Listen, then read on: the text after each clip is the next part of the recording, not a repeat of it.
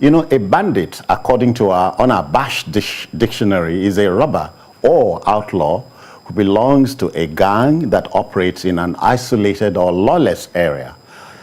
Now, Islamic scholar Sheikh Ahmad Gumi elected to meet with bandits group leader Dogo Gide, I hope I got that right, and his members in the Tegina forest in Niger State.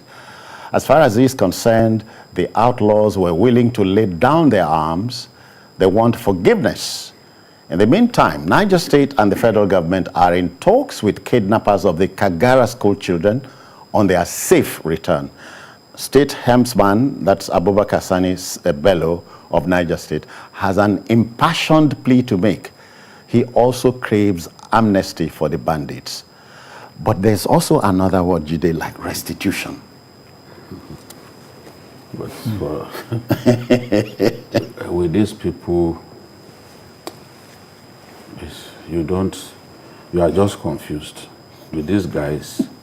And that confusion is beginning to get really evident even in the behaviors of our leaders, where a defense minister feels so thoroughly perplexed about a situation and urges people to stop being cowardly, to respond to banditry by defending themselves. Yes. You know, I wanted a qualification. You know, what that tells me is that Magashi is trying to throw out the window the social contract that government has with the people. Because it is the responsibility of government to defend, to protect the people. Now, when you leave that responsibility to the people, it means that that social contract, you do not believe in that social contract. You rather have it thrown into the waste bin. And the people do not have the capacity to do so, to stand up to these guys. I've challenged people that look, because a lot of the things happening in Niger State, some of us track developments in Niger State. In Niger State, bandits have killed so many vigilante men. Oh yeah, in the line of duty. Yes, they try to defend their community, but they get killed. So, if the vigilantes, who are usually armed, routinely fall to the superior firepower of these bandits, so how can the ordinary man stand up to them, where you can see clearly that they have GPMG, RPG, hope that reasoning will prevail and that we'll find the right strategies to deal with this situation? Tony, you know, when I started, ordinarily you would laugh. We have seen 99. You know, we don't see 99.9. So now a religious cleric is saying we must begin to think about granting bandits amnesty. Even say blanket amnesty. Blanket amnesty. In quotes, amnesty. I don't know. For me, it tells, it goes to show the quality of leadership or leaders we have in Nigeria today. When people we respect to speak up against what is going on in Nigeria today are the ones like even encouraging it. I mean, if this is what he says publicly, you can imagine what he preaches. Yeah. It's so sad. And the fact that this same person in question, Sheikh Gumi, I just make it straight, he's been to Kaduna State, he's been to Zamfara Forest, meeting with bandits, and then he's in Niger today.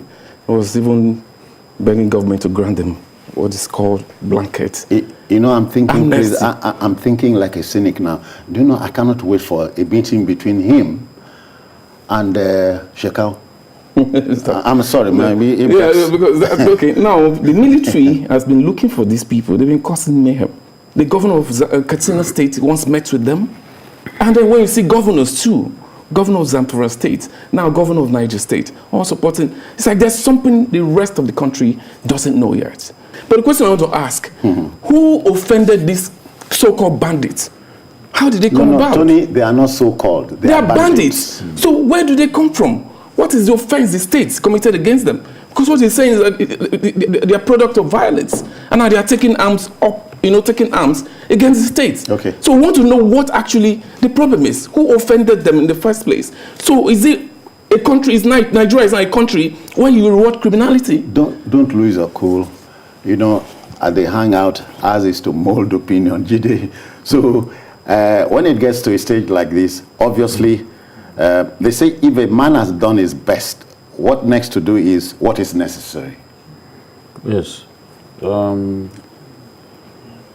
bandits complained.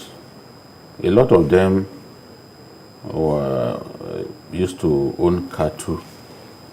This whole thing, they were pushed to the wall by consistent cattle rustling. Okay.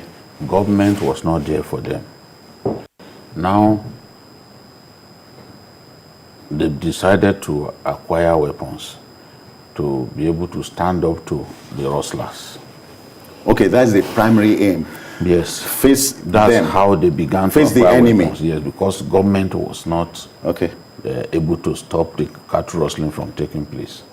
Now, they also complained that a lot of their men were being arbitrarily arrested by policemen and soldiers who then extorted money from them. So they got angry and decided that, well, they were going to avenge some of these things. What the term? Yes, against the security agents and of the state. Yes, and the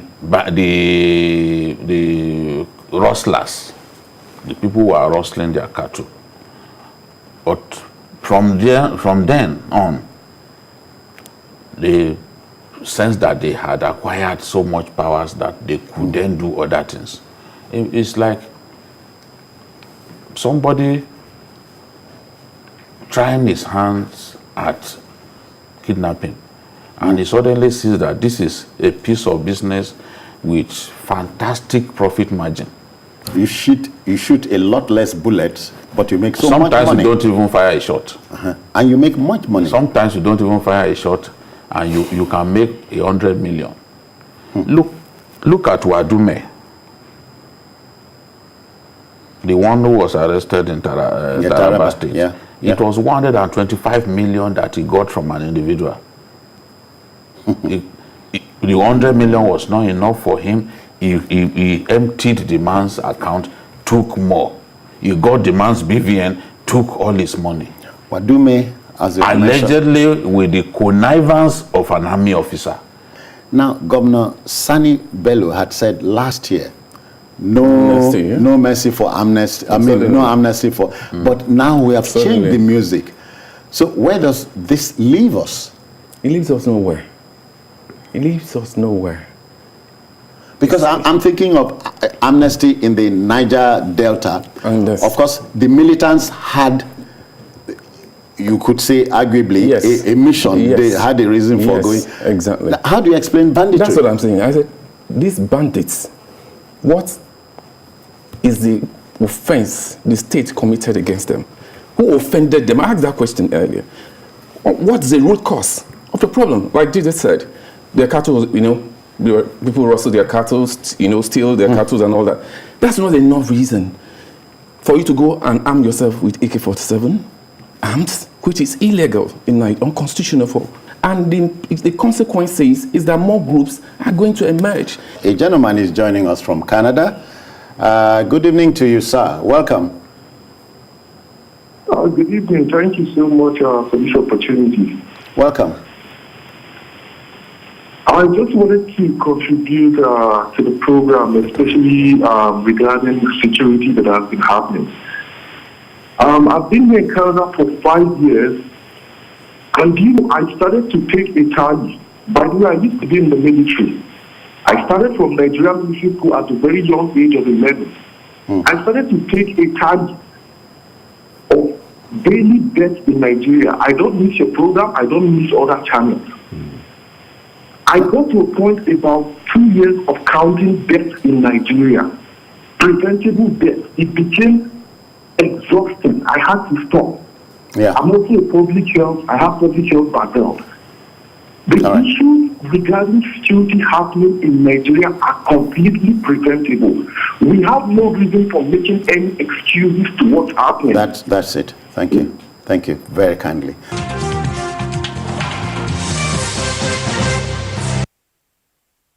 For more than a decade, Nigeria has contended with the Boko Haram insurgency in the northeast with devastating impact on the polity. Hence, to say that the counterinsurgency war will last a little longer is knowing.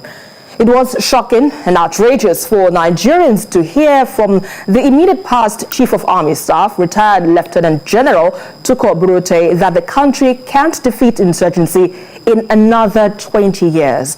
Now, Buratai, who gave the damning verdict while being screened for an ambassadorial role by the Senate, also said it will require more than military approach to end insurgency in the most populous black country on earth. Let's hear from the general. It is a complex operation. It has permeated the societies, both in Nigeria, Cameroon, Niger, and Chad. It is something that started more than 30, 40 years ago. They have penetrated the communities. They have won the communities to their side. That's why you see small hamlet, 1 or 2 people, still you see them hibernating or keeping Boko Haram in those locations. And these are the realities, and the truth must be told, because this thing cannot end. I predicted sometimes that it may take another 20 years, and that is the truth.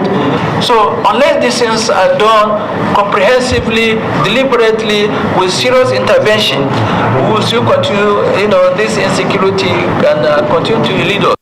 Former Chief of Army Staff General Buratai speaking there. Indeed, this is a call for concern. Babajide, what do you make of the concerns raised by the former Chief of Army Staff that could lead, or what are the factors that could allow for insurgency to fester for another 20 years in the country? Well, I hope and I pray that General Buratai's prediction does not come to pass, because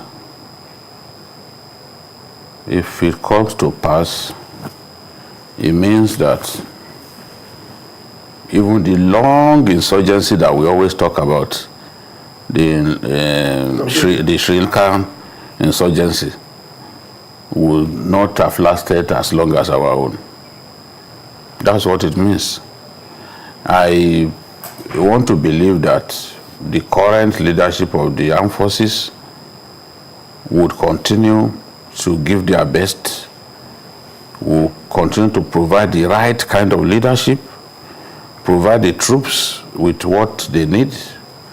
The welfare of the troops should be paramount. The commander-in-chief should provide the troops with the weapons that they need. They don't have enough weapons. And that's why we are unable to crush these fellows. General Buratai spoke about social, political, economic problems worsening the insurgency. I agree with him, because when you go to the northeast, some of the most impoverished people in our country are in the northeast. So Boko Haram will not struggle to find foot soldiers. And I once went to Adamawa State and came back to say Boko Haram was giving soft loans to villagers in the area. Many people thought I raised a false alarm. They just said, Babajide has come again. Until the army confirmed that in the Michika Madagali area, that Boko Haram was giving soft loans to young boys as a means of luring them to join it in fighting the Nigerian state. So where you offer foreign exchange, for example, to people who are so poor, you offer them good money, they will be ready to fight on your side. And we've seen this happen because Boko Haram has plenty of foreign fighters. People from Mali, people from Chad, those who had fought in the Chadian civil war. In Libya. They bring them and they come and fight on the side of Boko Haram. We've seen people, I remember, and I've talked about it a number of times here, during the battle for Giwa Barracks between Nigerian troops and Boko Haram, some foreign currencies were seized at the scene of the fighting, which means they plan to share the foreign currency to the mercenaries that they hired. After that battle. And there were people, some arrests were made, and a lot of those people who were arrested could not speak a word of Nigerian language. That's to tell you that foreign fighters actually come in to assist Boko Haram in this war. So, and then of course poor people in our communities, they, apart from the people that they forced to join them, they also entice some of them with money, you know. So he has a point there, but I disagree that it will take us 20 years to defeat these people. If the military is provided with all of what is required, I believe that we can deal a decisive blow on this enemy. Look, as I always say it, all of the local governments that Boko Haram controlled were taken back before the 2015 election. Although a lot of people these days will say, oh, it was after this government came in. It's a lie.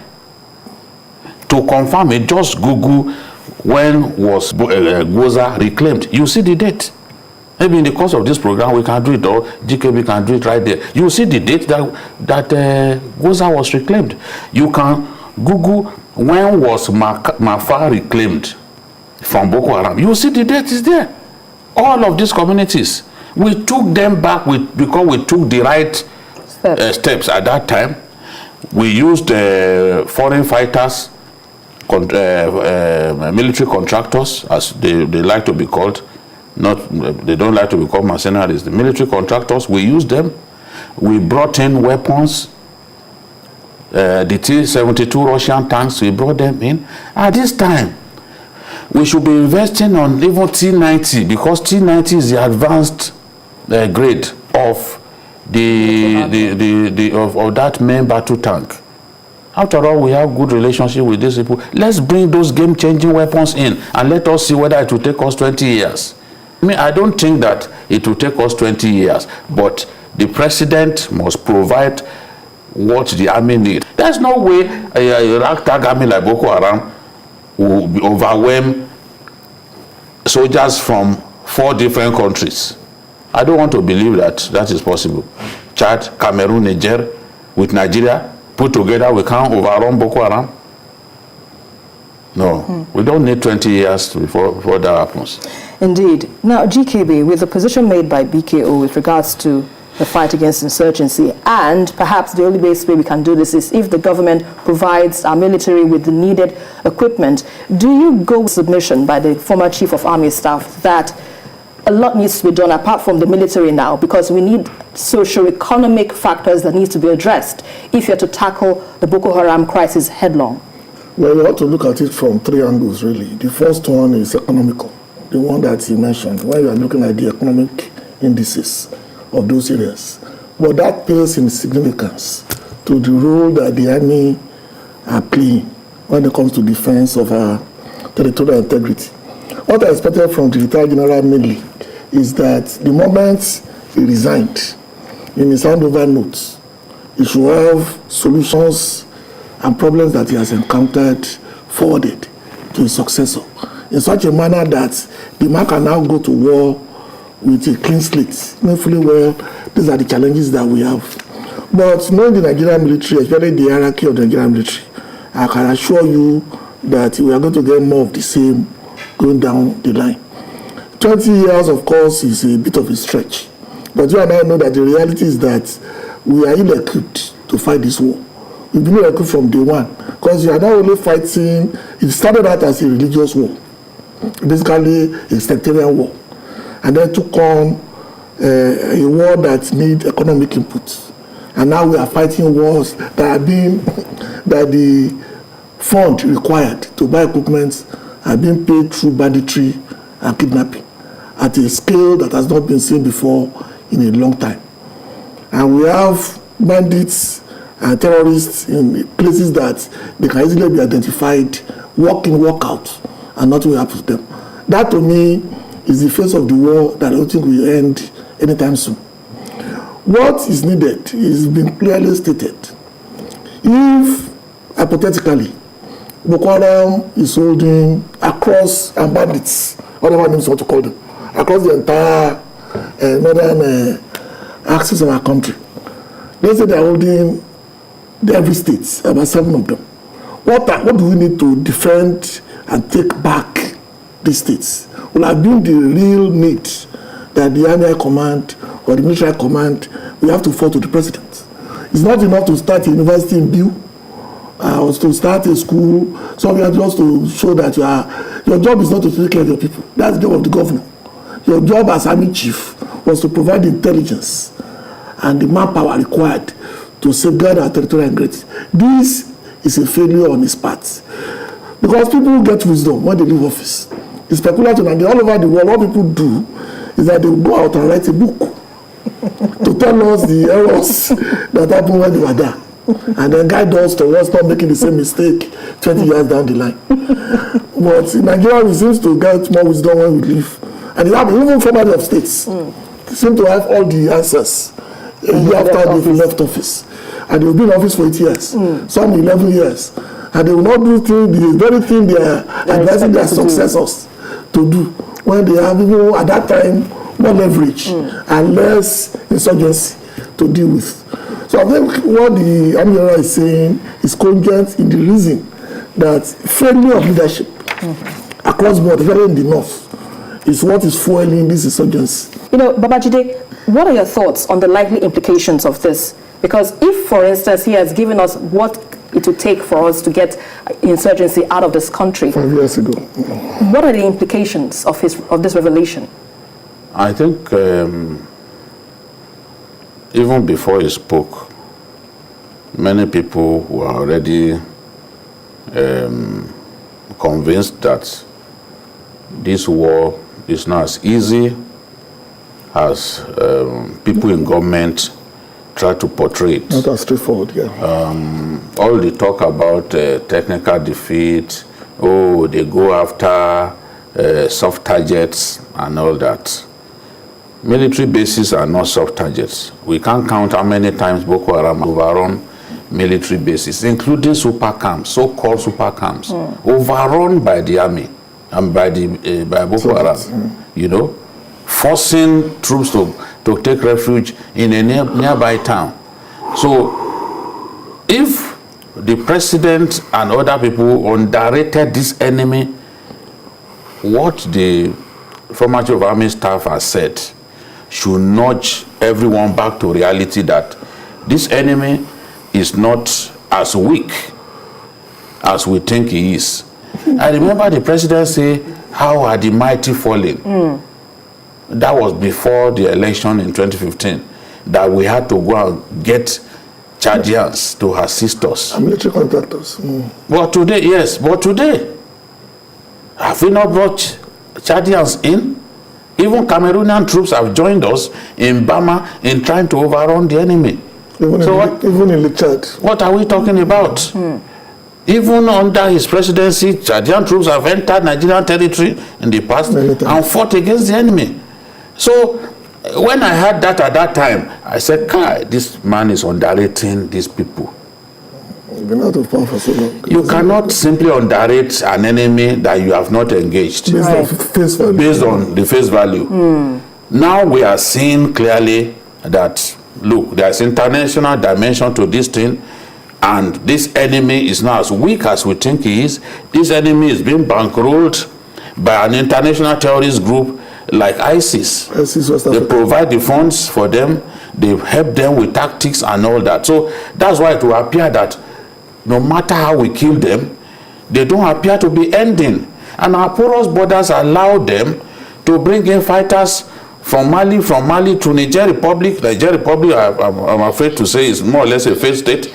They come into our country. Even Mali, Southern Mali. That's what I'm saying. They come in through Niger Republic, from Mali to Niger Republic and into our country. Even through Libya too, you know. Yeah. And where you see Boko Haram consistently fighting against our troops at a particular location, you will know that it is their source for weaponry and they don't want you to stay there.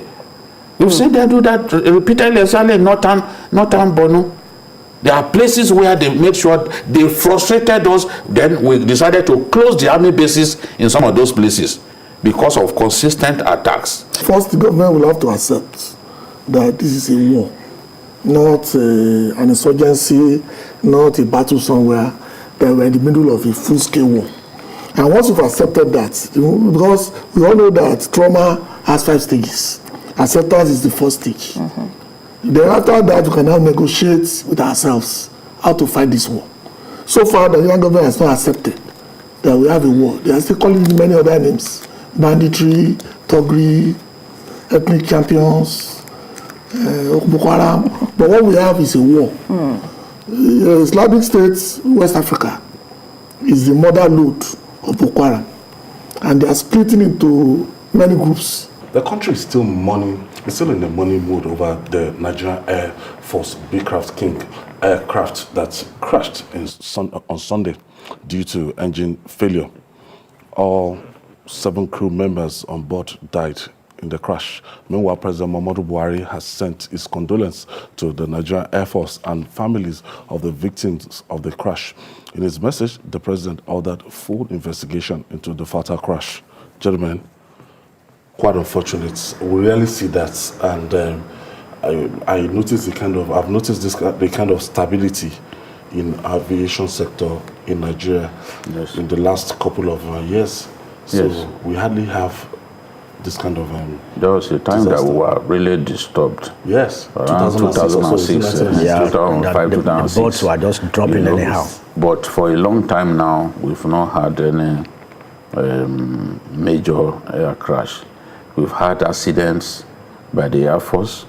Remember when we were preparing for the 58th Independence Anniversary celebration, one of the airplanes of the Nigerian Air Force, piloted by squadron leader Muhammad Babari, came down when it collided with another aircraft that they were doing simulation with, and he died. Babari died.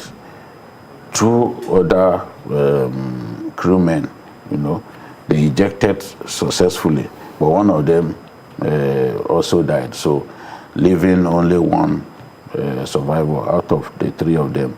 And then January 2nd, 2019, one of our helicopters, the Mi-35M, came down in Damasak while assisting troops of Operation Lafia Dole by giving close air support to them. It suffered a problem of pressure and the plane came down. We lost all the guys on board, the 2 gunners, the 2 pilots, and the technician. It was unfortunate because one of those boys had just had his wedding and he was not given an extended leave to enjoy his honeymoon. So he died in the process. So we've had a few accidents like that, but we just hope that this will be thoroughly investigated so that it does not happen again. We hear that it was caused by engine failure, but that particular aircraft is even known for its safety, history of safety. And I have flown in it before. It's a reconnaissance aircraft, with fantastic cameras. No, I read one of the federal lawmakers saying that they were flying to Mina to rescue the Kagara schoolboys. You don't use that kind of fixed-wing aircraft for rescue mission. It's just a reconnaissance plane. They fly over that whole area, monitoring the bandits and knowing when to call the fighter jets to come and serve justice to the bandits. You know, that's this is not the one that will serve justice. No. This is a reconnaissance plane, just like a normal aircraft, just normal fixed-wing aircraft. If you're looking at it, you will see it's not even painted in the colors of normal combat planes. Combat planes are normally painted, oftentimes in combat camouflage colors. Just like Jide said, I mean, initial reports suggested engine failure. The pilot, wonderful guy, may God rest his soul, and the others, reported that engine failure at 10:38 a.m. And from eyewitness accounts, they saw him battling for about 10 minutes before it eventually crashed at 10:48, 10 minutes later, battling to maneuver from the warehouses located at the airport and also some deeply populated areas. I mean, so he was, for 10 minutes, he battled to see if he could come back to the runway. I mean, it was, at that point, I could imagine what was going on his mind. I mean, struggling to go back and probably crash land at the on the tarmac, or I mean, move to maybe a farmland. That's what Babari did too. Yes. Babari made sure that he steered the aircraft away from civilian areas, so as not to kill any people. When he got to just flat ground, he came down. That's quite unfortunate. Oh, very unfortunate. We just hope that the investigation, as I said, will be thorough.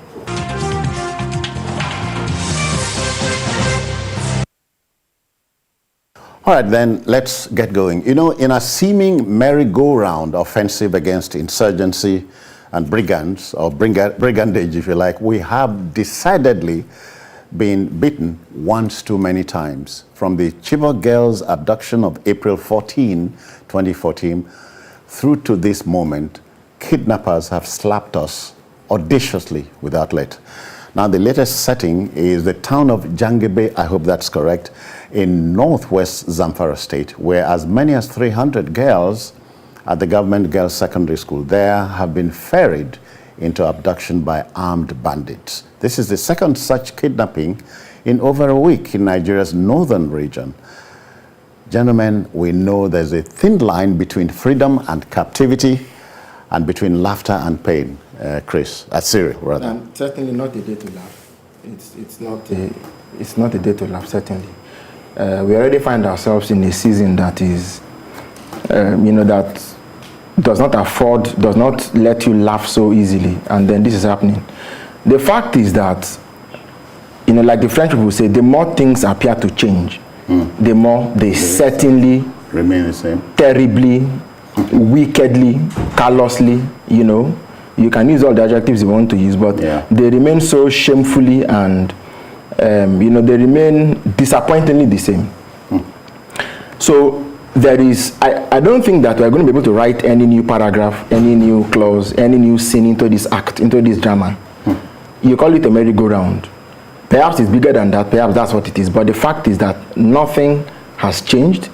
Nothing looks certain to change, at least with regard to the national crisis we now have on our hands that is unraveling, from Kankara to Kagara to now to this place and so on. We had one in Chibok, we had one in Dapchi, like that. It doesn't look to me that with each passing incident we learn a lesson that we apply in the next.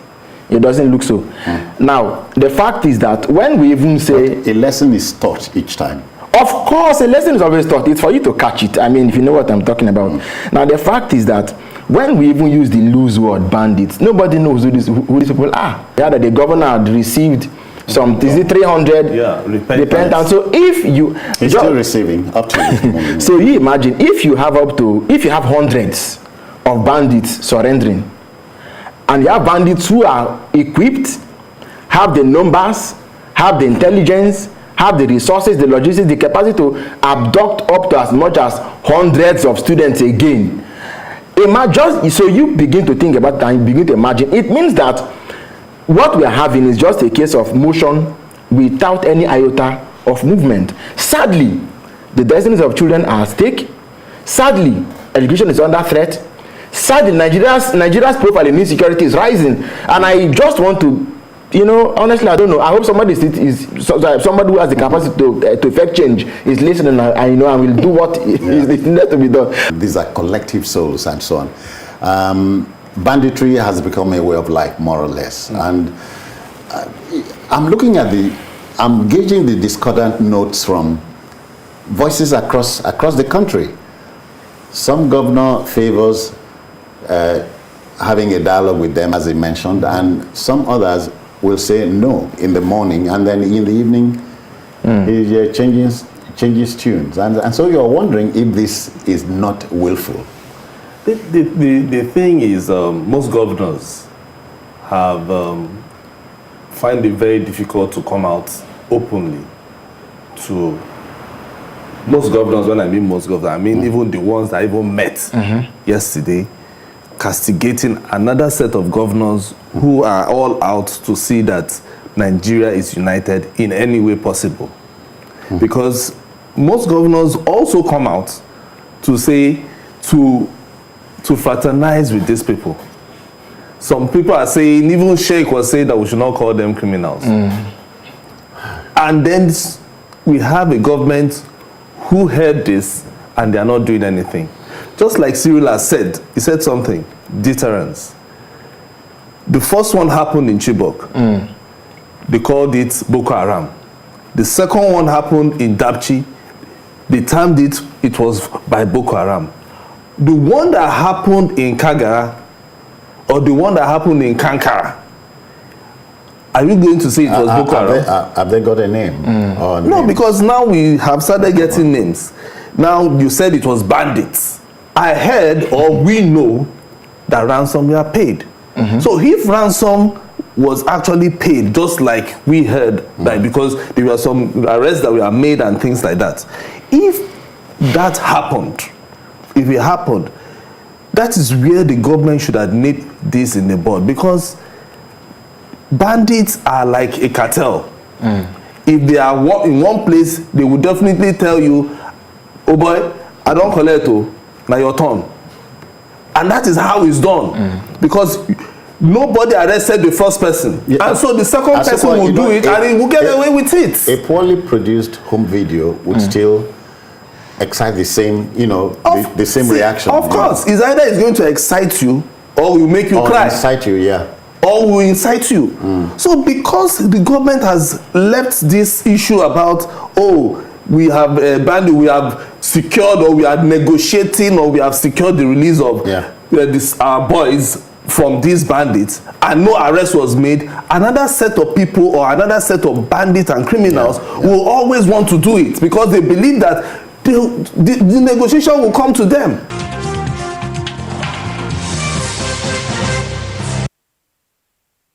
It's been one chilling news after another regarding series of abductions that rocked Nigeria. This afternoon, 317 abducted schoolgirls of government secondary school in Jangebe, Zamfara State have been released.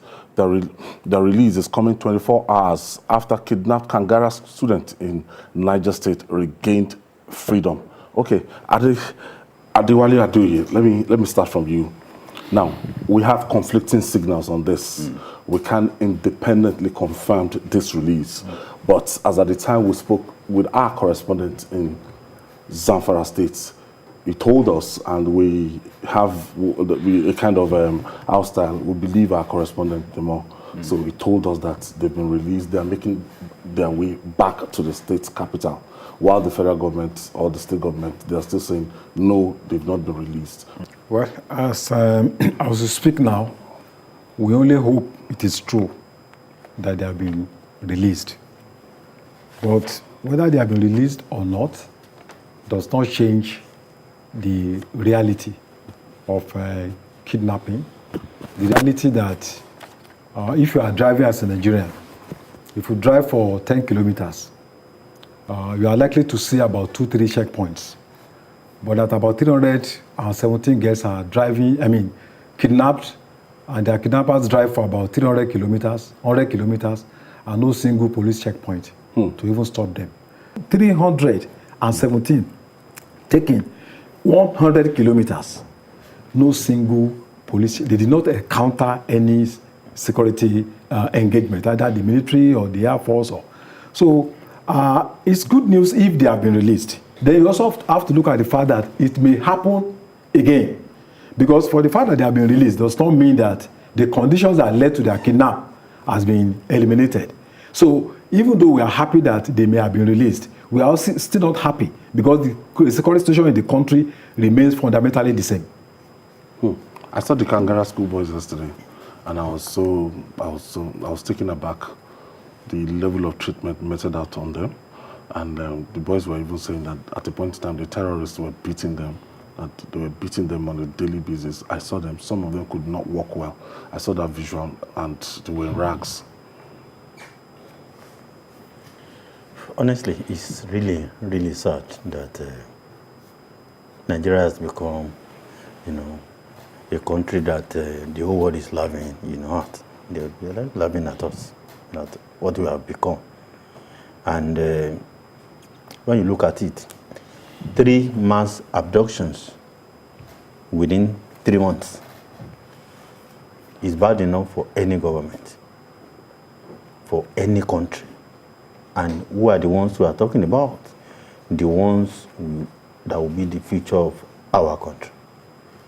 And you are not just abducting anybody, you are abducting school children. And you are not just abducting school children, you are abducting school children in the most backward part of Nigeria, educationally speaking. Educational disadvantaged states. That's what I mean by backwardness.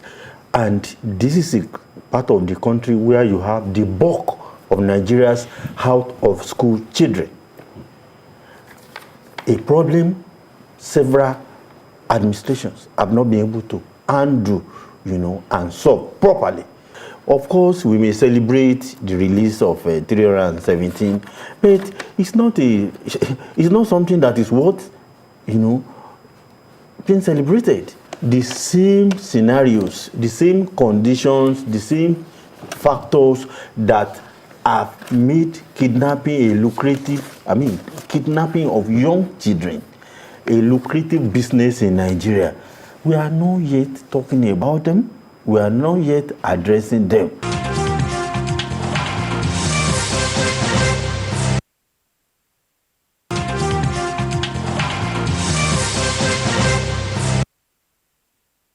As we continue to grapple with effects of incessant abduction of students in boarding school in the Northwest, the situation took another disturbing twist. Armed bandits ambushed and kidnapped several students of Government Day Secondary School in Runkan community in Safana in Katsina State on Tuesday after school hours. Meanwhile, President Muhammadu Buhari has given a marching order to military to shoot any civilian carrying AK-47 rifles. This is becoming a national embarrassment. This issue of the armed bandits, now it is one day, one trouble now. If the Kangara boys are not, we can go on and on. So this is so costly. What is happening is like something that can actually put down this country, bring down this country in no time, because the level of insecurity. I saw a security report from the United States office yesterday, and a kind of chart was drawn, like no-go areas. That's like a travel advisory of citizens of the United States of America. It was mostly red, and you can hardly point parts in which people could go, and they are safe in Nigeria now. The fact of the matter is that chart that you saw, and which most Nigerians have seen, clearly indicates how terrible the situation is. It's really very bad. You talked about one day, one trouble. I don't think you got it right. It's one day, a dozen troubles, in our society. Almost across every part of this country. From Niger to Kaduna, everywhere, to Katsina, everywhere, to Zamfara, to Sokoto. It's not just a national embarrassment.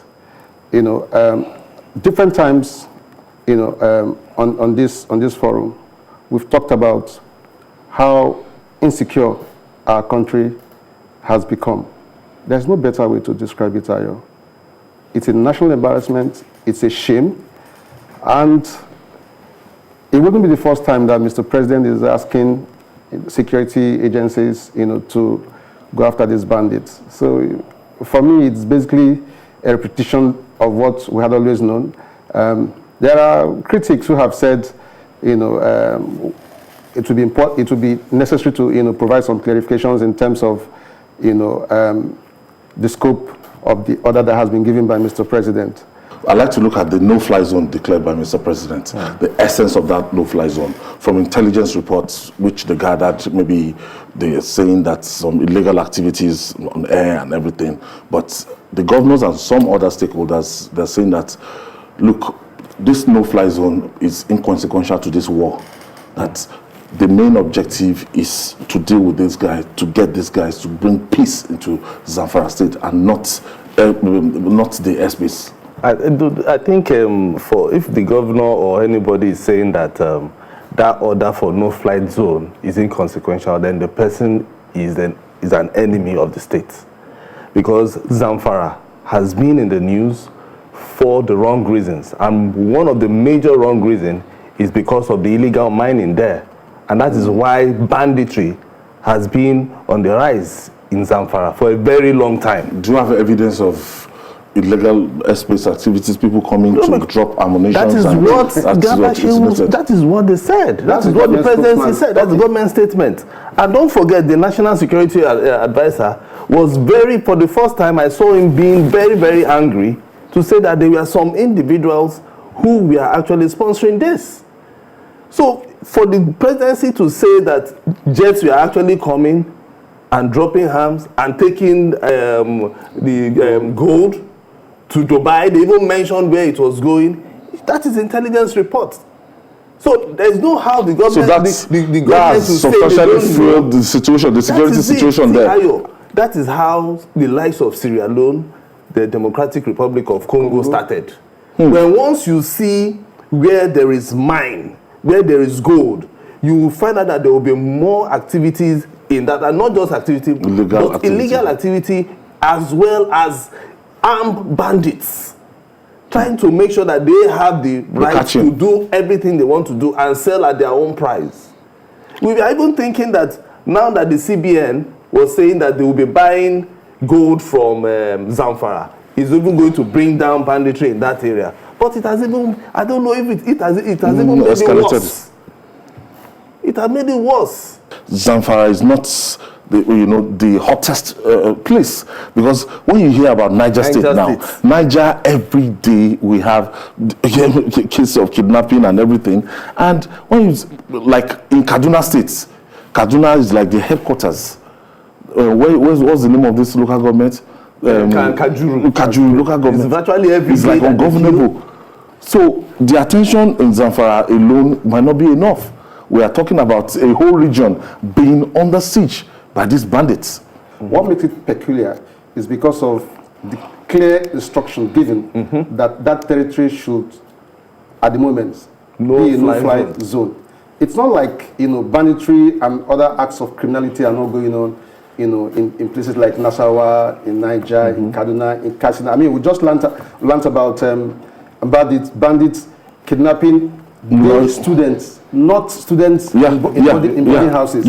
So what makes Zamfara a bit unique is that there is an industry, a thriving illegal industry going on, and it's almost like an all-comers affair, which is a clear indication of the failure. It has been going on for years. For years, a failure of governance. Remember when Governor Matawali, talked about what he had done or what his government was doing in terms of trying to manage the free-for-all, access to the gold mines or the gold deposits in Zamfara.